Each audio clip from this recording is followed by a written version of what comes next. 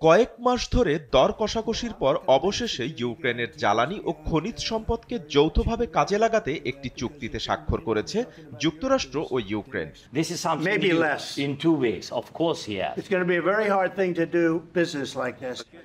দুই দেশ বেশ কয়েক মাসের উত্তেজনাপূর্ণ আলোচনা এবং শেষ মুহূর্তের বাধার অনিশ্চয়তা কাটিয়ে অবশেষে ওয়াশিংটনে এই চুক্তিতে স্বাক্ষর করেছে। স্বাক্ষরিত এই চুক্তির মাধ্যমে যুক্তরাষ্ট্রকে ইউক্রেনের নতুন খনিজ সম্পদ চুক্তিতে বিশেষ প্রবেশাধিকার দেয়া হবে এবং ইউক্রেন পুনর্গঠনে বিনিয়োগ তহবিল বরাদ্দ করা হবে। রাশিয়ার সাথে যুদ্ধের কারণে ইউক্রেনের ক্ষতিগ্রস্ত অর্থনীতিকে পুনরুজ্জীবিত করতে এই চুক্তির আওতায় উভয় দেশ মিলে একটি পুনর্গঠন বিনিয়োগ তহবিল গঠন করবে। Титан, але найбільше ця частина. І ми розуміємо, куди вони йшли, як вони йшли з півночі і що вони. যুক্তরাষ্ট্রের ট্রেজারি সেক্রেটারি স্কট বেসেন্ট বলেন, এই চুক্তি প্রমাণ করে দুই দেশই ইউক্রেনের দীর্ঘস্থায়ী শান্তি ও সমৃদ্ধির জন্য প্রতিশ্রুতিবদ্ধ। কিয়েভের কাছে এই চুক্তি মূলত যুক্তরাষ্ট্রের সামরিক সহায়তা পাওয়ার পথ সুগম করার মাধ্যম হিসেবেই গুরুত্বপূর্ণ।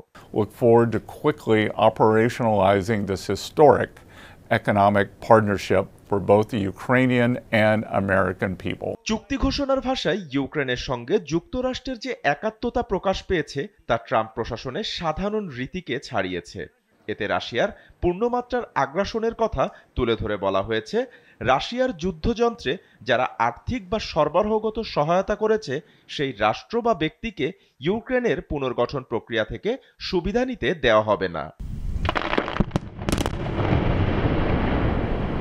নবায়নযোগ্য জ্বালানি, প্রতিরক্ষা খাত ও ভারী শিল্প অবকাঠামোর জন্য অত্যন্ত গুরুত্বপূর্ণ গ্রাফাইট, টাইটানিয়াম ও লিথিয়ামের মতো বিরল খনিজ পদার্থের বিশাল মজুদ রয়েছে ইউক্রেনে।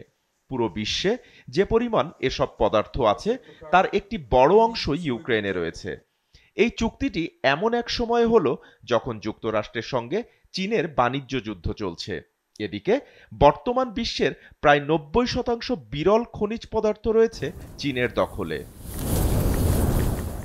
বাপ্পি খান, এসএ টিভি ডিজিটাল।